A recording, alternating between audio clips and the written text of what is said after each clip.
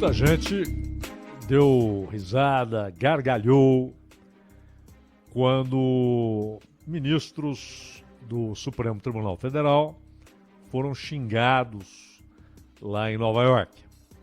E muita gente gargalhou, deu risada com as respostas debochadas, cínicas, que os ministros deram em algumas dessas ocasiões lá em Nova York. Eu não sei, eu não vejo motivo algum para gargalhadas, para risadas, nem para risos nesse conjunto aí de episódios, porque é tudo muito deprimente, né? Tudo, absolutamente tudo. A excursão em si. Então, de repente, um grupo de ministros do Supremo, de juízes, né? Esse grupo viaja com as despesas pagas por uma empresa ali, na verdade é um conjunto, né, de empresas que tem o Dória no comando. E o Dória, que esteve na política, saiu, talvez volte, e voltando ou não, é alguém que pode ter interesses que serão discutidos nas cortes brasileiras, talvez até no próprio Supremo. Mas era quase que uma van levando crianças para as férias, né, de janeiro, para o piquenique. Então todo mundo contente, todo mundo alegre, tudo pago, né? Por que não? Não, mas havia coisas importantes a serem ditas. Bom, se o apresentador, o público e os palestrantes, conferencistas, não sei exatamente o que era aquilo, se era uma conferência, uma palestra, se eles todos são brasileiros, poderiam ter feito isso tudo no Brasil. Em Brasília mesmo, né? Sem necessidade de hotéis, etc. Mas, até aí, não foi pago com dinheiro do contribuinte. Se o contribuinte tivesse pagado essa conta, aí seria grotesco, inaceitável. Não foi. Mas é grotesco, né, que você tem essa excursão de juízes da Suprema Corte em época de trabalho, logo tem uma recessão aí, né? Recesso daqueles formidáveis de fim de ano. Só fica o plantonista ali. E esse pessoal viaja, volta, trabalha um pouquinho, já entra em recesso. É ruim. Além daquele ar de Imelda Marcos, né? Imelda Marcos colecionava sapatos. Tem gente que coleciona horas de voo, cartões de hotéis, lembranças de cidades formidáveis no mundo e sem gastar um centavo. Ela fazia isso com o dinheiro do Ferdinand Marcos, ditador filipino, que usava e abusava do poder para se enriquecer. E outros usam o não pagar, o não gastar, ora é o público, ora é alguém que tem algum interesse, ou que quer só bajular, né?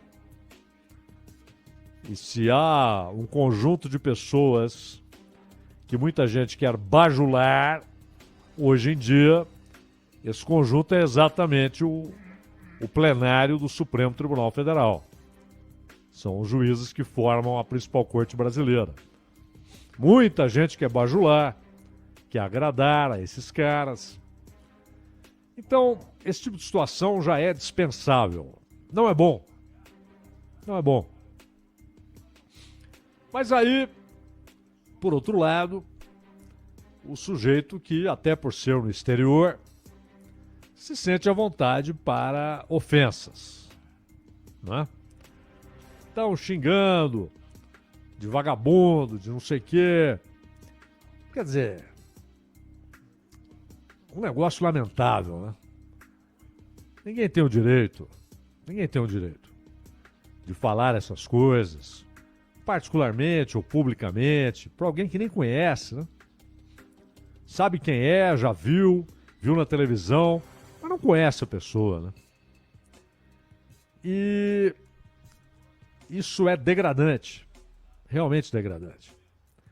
Mas o problema é que boa parte do Supremo, boa parte dos juízes que compõem o Supremo, boa parte contribuiu para esse clima delirante, para essa degradação nas relações de funcionários do Estado com pagadores de impostos. E isso se tornou lugar comum, já aconteceu diversas vezes. Anos atrás, aconteceu com o Gilmar Mendes em Portugal, faz anos. Mesma ladainha, os mesmos xingamentos e tal. Quando está no Brasil, aí os caras partem daquele pressuposto, adotado, aliás, firmemente pelo Toffoli, de que onde está um ministro do Supremo, ali fisicamente, ali também está o Supremo. Ele fez isso até para dar alguma base jurídica para esse inquérito interminável que é tocado pelo Alexandre de Moraes. O Toffoli arranjou esse pretexto.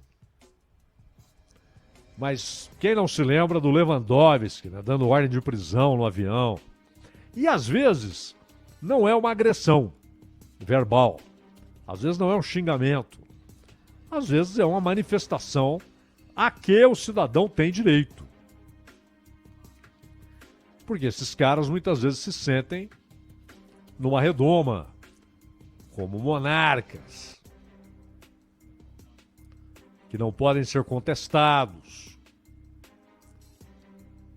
pelos plebeus, por quem não faz parte da corte.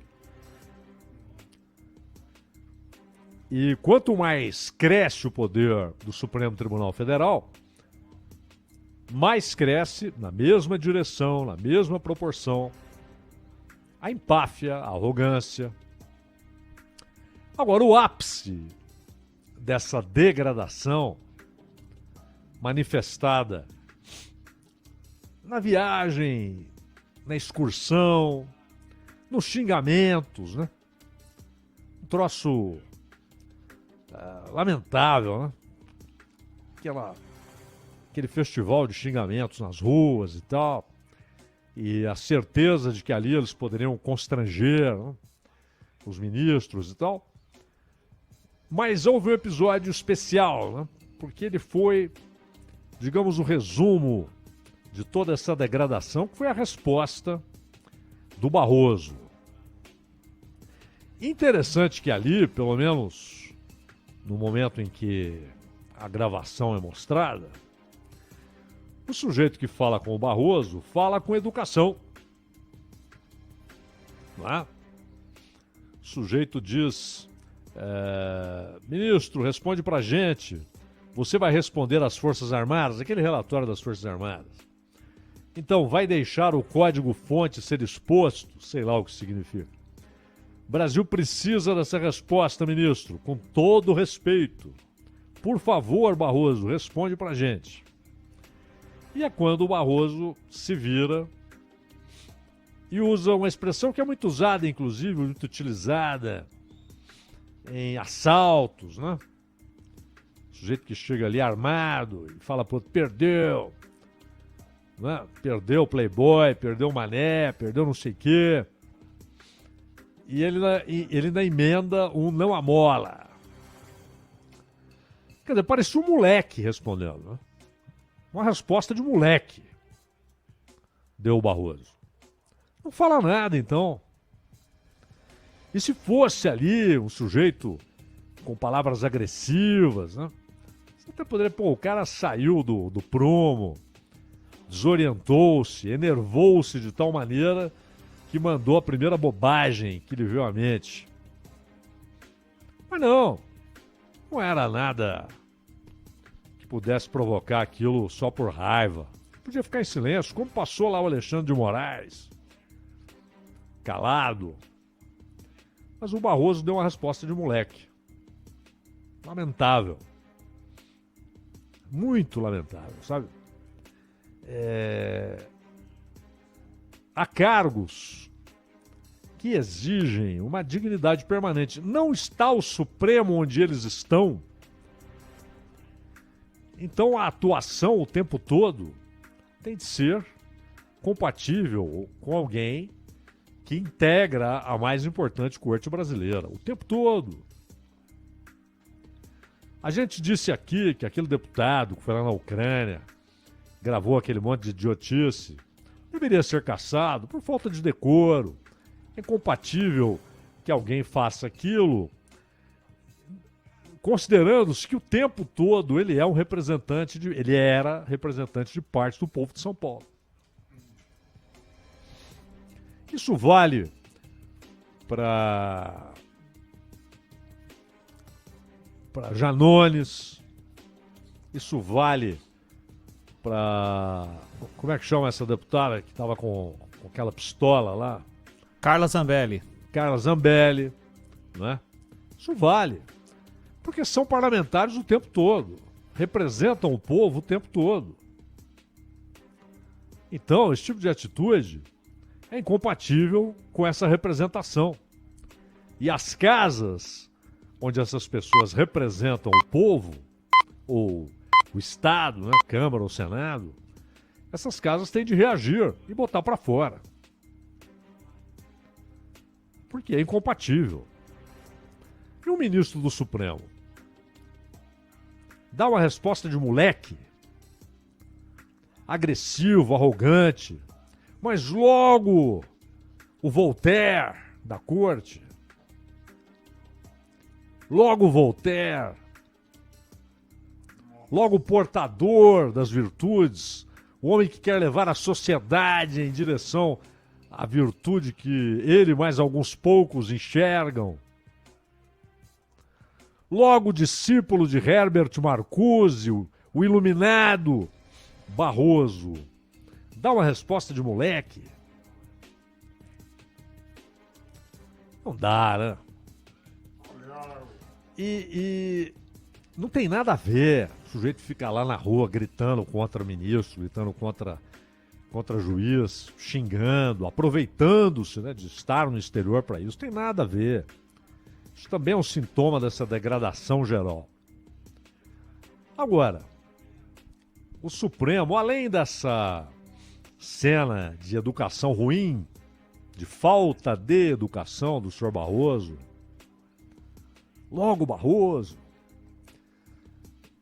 o Supremo, além disso, ele tem gerado um clima muito ruim, principalmente com as recentes decisões de censura para todo lado, né? A Carmen ainda falou, não, mas só essa semana. Não foi só aquela semana. Foi antes, continua. Você pode não ir com a cara do Marco Sintra, tá bom? Achar que as ideias dele não tem nada a ver. Não aguentar mais ouvir falar em imposto único, que é o mantra do Sintra. Mas você não pode aceitar que alguém que ainda fez questão de ressaltar que confiava no sistema eleitoral, mas fez lá perguntas, pediu respostas, seja censurado. E é uma censura assim cabal.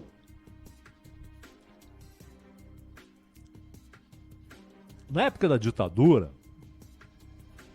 militar, é claro que a censura ela tinha algo terrivelmente mais grave que a censura de hoje, porque ela muitas vezes era apenas um prenúncio de uma perseguição. Ela antecedia um desaparecimento, uma prisão arbitrária, sem processo judicial, tortura, morte. Muitas vezes não, era só censura. Arrogante, burra, como sempre. mas era censura. Mas em muitos casos não. Ela era apenas o prenúncio, ela antecedia coisas mais pesadas, mais graves e até, muitas vezes, desaparecimentos, assassinatos, tortura, enfim, as ações abjetas feitas em nome do Estado. Mas, por outro lado, se ela tinha essa gravidade, ela, por outro lado, ela era limitada. Então, vamos pegar a música. Quantas e quantas vezes o Chico Buarque de Holanda mandou uma música, passava pela censura, e os caras lá invocavam com alguma palavra, com alguma frase, com algum verso, e diziam: não, não, não, não, não, não. Não pode. E às vezes bastava mudar a frase, às vezes mudar a palavra, sem perder a rima. Às vezes, e sem perder a métrica. Às vezes não, a música era censurada, tal, mas o resto do disco ia lá, o resto do show podia ser apresentado. O disco seguinte poderia ser lançado. O jornal era censurado. Aí prévia, isso aqui não vai, essa frase não vai, esse texto não vai, essa reportagem não vai. Coisa canalha, né? O sujeito ali na redação, impondo o que ia e o que não ia. Asqueroso, né? Constrangedor. E aí, as coisas saíam de outra maneira, com analogias, com metáforas, com dribles semânticos. Mas no dia seguinte estava lá o jornal. Pasquim vivia sendo censurado, depois voltava lá o Pasquim. Com o Sérgio Cabral, o pai, né?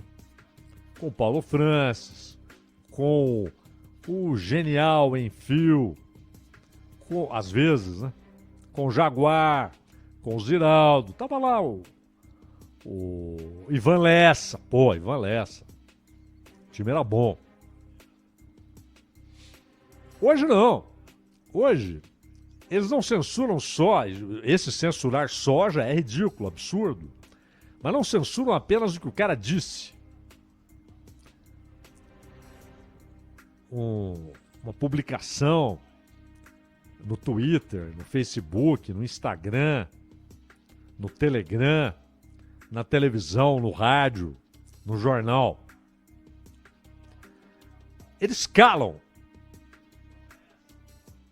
Calam.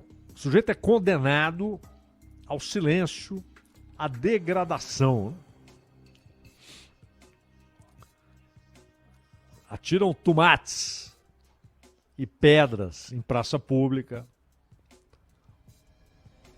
É um cortar de pescoço, né? Um guilhotinar virtual, que é terrível. Para quem sofre isso, é terrível. E quando você vai ver a causa disso, insistimos, se alguém caluniou, difamou, mentiu, inventou, deu falso testemunho, injuriou, processo nele. E se foi contra alguém do Supremo ou do TSE, processo nele, mas não com a vítima sendo juiz. O Alexandre de Moraes não pode ser o policial, o promotor, o juiz. Não pode. E ele tem sido. Ministério Público, não quero saber o que pensa o Ministério Público. Parece até que o novo Procurador-Geral da República é o Randolfo Rodrigues.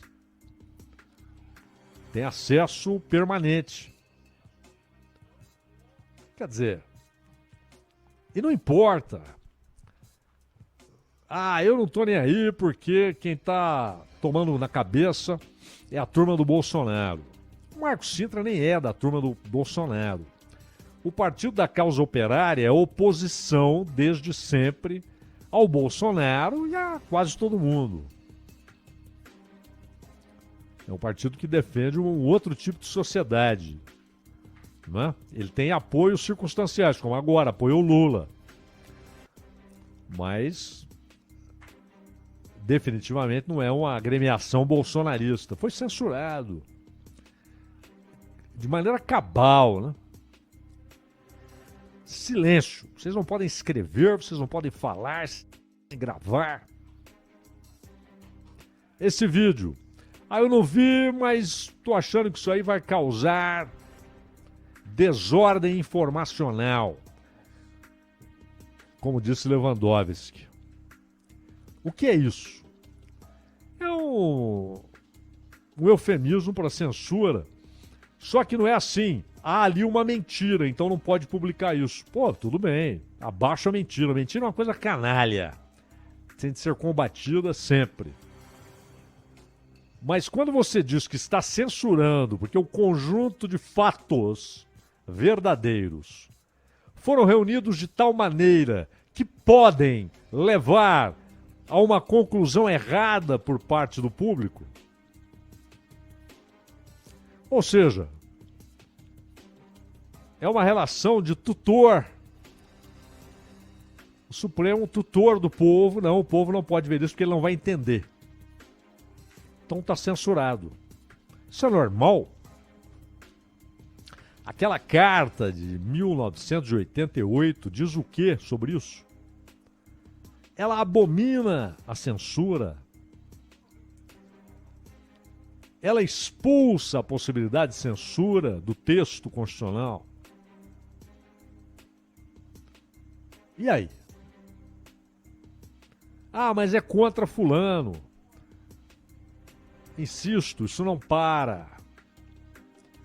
A censura, ela dá um poder tal a quem a exerce que é difícil abrir mão da censura. É difícil que alguém voluntariamente dispense esse instrumento. Instrumento de poder. Imagine, você... Não gostei, calem esse sujeito. Não gostei, silenciem esse partido. Não gostei, condenem ao silêncio, ao degredo, ao exílio do mundo das palavras e das imagens. Isso não para. Isso só cresce, sempre assim, até que é interrompido. Então, é preciso que juristas, que OAB, que Ministério Público, que aliás tem se manifestado, tem dito reiteradamente que esse inquérito mergulhou na ilegalidade. A imprensa. Aqui está igual nos Estados Unidos, a imprensa batendo palminha para censura, pedindo censura, exigindo censura, a imprensa. É o fim da picada, né? É o fim da picada. Ronald.